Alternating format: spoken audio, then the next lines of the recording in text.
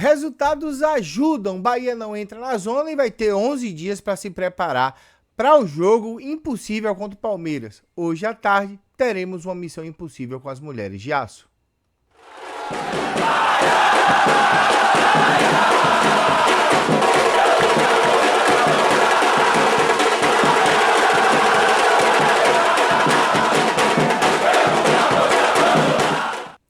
Fala galera do YouTube, beleza? João chegando aqui para poder trazer mais um conteúdo para vocês na sua segunda, dia dos namorados. Já chegou na nega véia, já deu um cheiro, já chegou no nego velho, já deu um cheiro.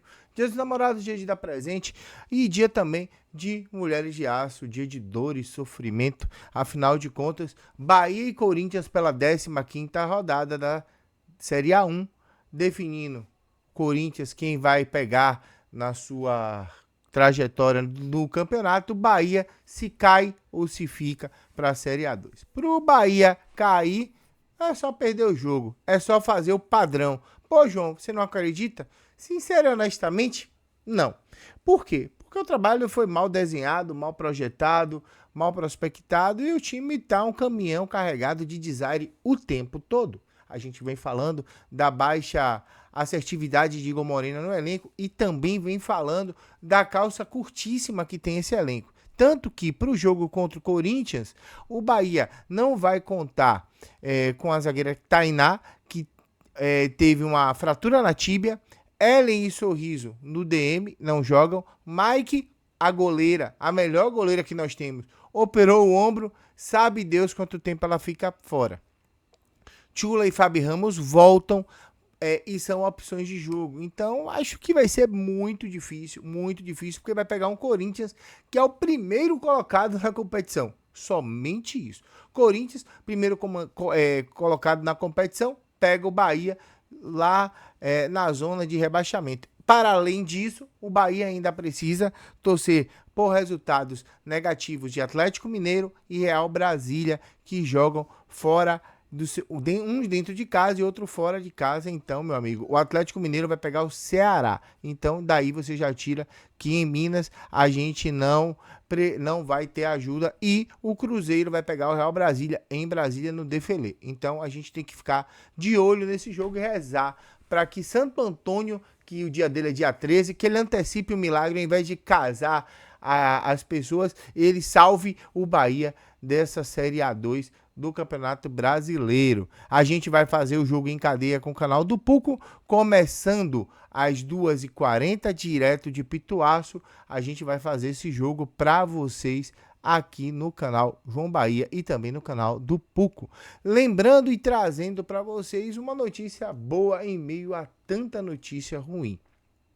Para além de qualquer coisa, o Bahia ele vai passar 10 dias treinando. O próximo jogo é contra a equipe do Palmeiras, dia 21, Arena Fonte Nova, uma quarta, 9h30 da noite. Hashtag perdemos. Afinal de contas, vem sem Rian, que está suspenso pelo 3º cartão amarelo, mas volta Acevedo, que marca mais do que todo mundo, já que Tassiano resolveu adquirir o Manguequiô Sharingan e marcar com o olho e deixar Rezende se matando sozinho na marcação. Bem, qual é a notícia boa? A notícia boa é que os jogos ajudaram, né? Os jogos ajudaram e o Bahia não entrou na zona de rebaixamento. Era o que mais se falava no sábado, no final do jogo contra a equipe do Cruzeiro no 2-2.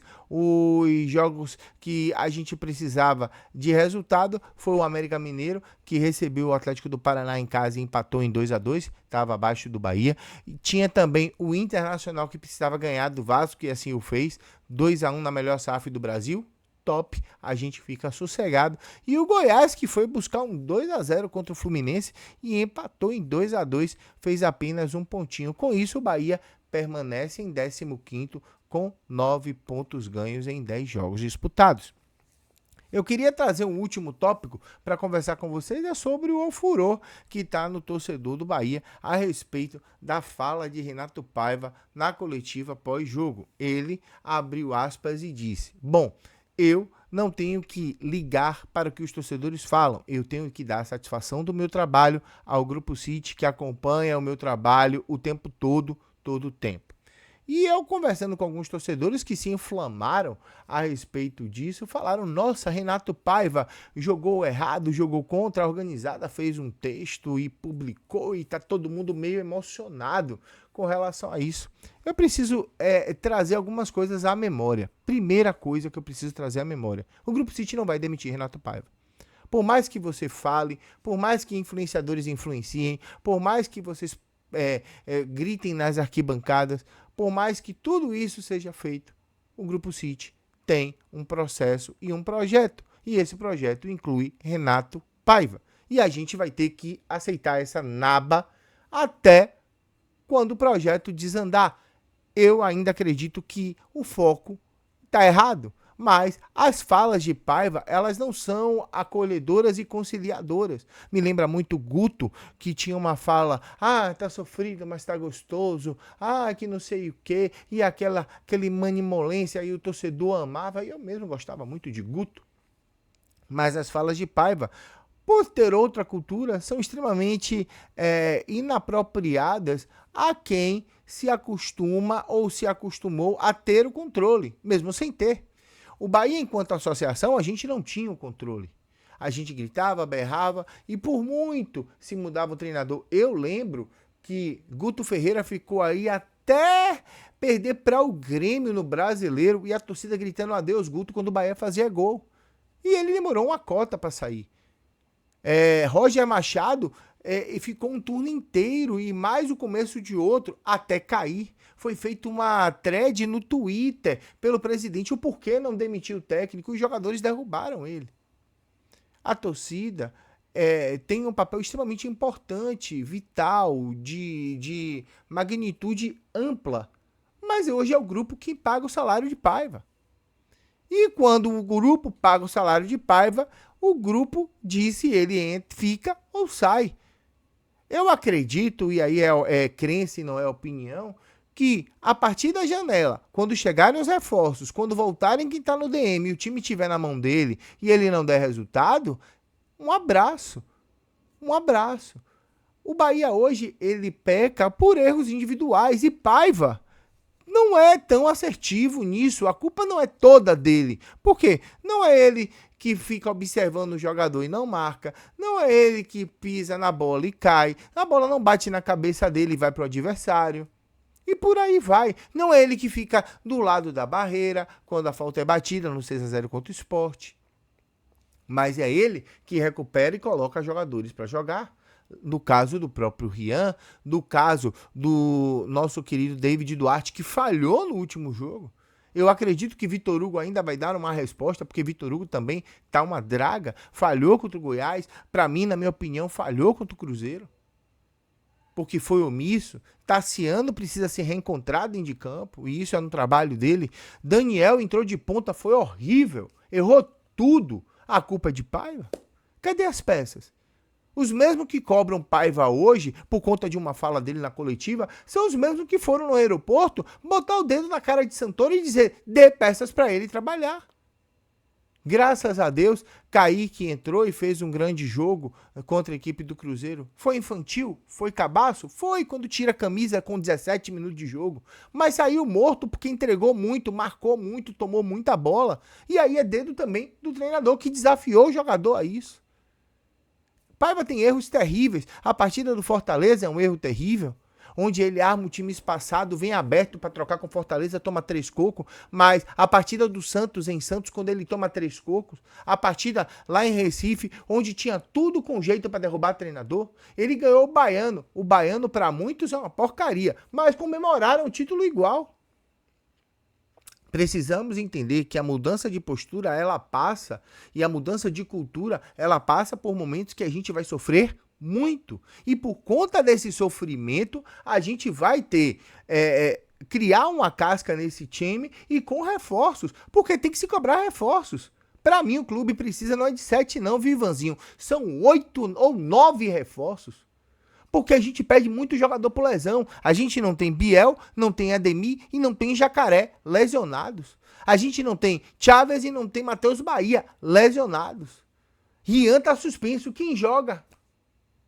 E não sobe ninguém da base. Escanteia esses jogadores que foram renovados, como Mugni e Daniel. Não se tenta recuperar. Daniel, quando coloca de ponta. É um erro dele. Aí ele fala, mas é um erro de Paiva botar Daniel no lugar de Vitor Hugo. Vitor Hugo tava jogando muito. Os 2 gols do Cruzeiro, o Vitor Hugo tá assistindo. E os jogadores do Cruzeiro fazendo, deitando e rolando. Em uma linha de 3. Canu abriu a entrevista e disse, rapaz, nós precisamos nos cobrar como homens. E tem gente no elenco que não tá comprando barulho. E aí a culpa de quem é do técnico recai sempre sobre ele. Eu não tô aqui fazendo uma carta aberta defendendo Paiva. Eu não sou nem fora Paiva, nem fica Paiva. Eu tô em cima do muro.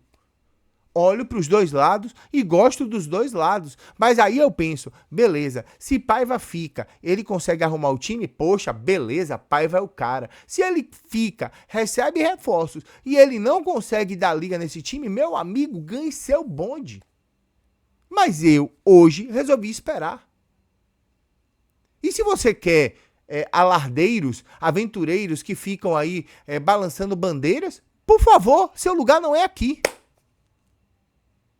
Porque eu não vou ficar caindo em facilitismos. Eu vou continuar pregando o que eu acredito com coerência. Hoje quem paga o salário de Paiva é o City. Não é você nem eu que pagamos o sócio do Bahia em dia. Nosso apito é mudo. E assim, para aqueles que pensam que a violência vai responder tudo, take it easy. Eu acho que o buraco hoje seria muito mais embaixo.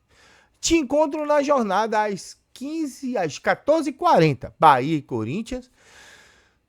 Dia de sofrer, mas eu conto e eu espero que o Bahia e os Santos e as místicas tricolores entrem todas em campo e fortaleçam as mulheres de aço, as guerreiras de aço, para um final de dia tranquilo. O nome do peixe é Pinote e eu fui. Tchau, tchau.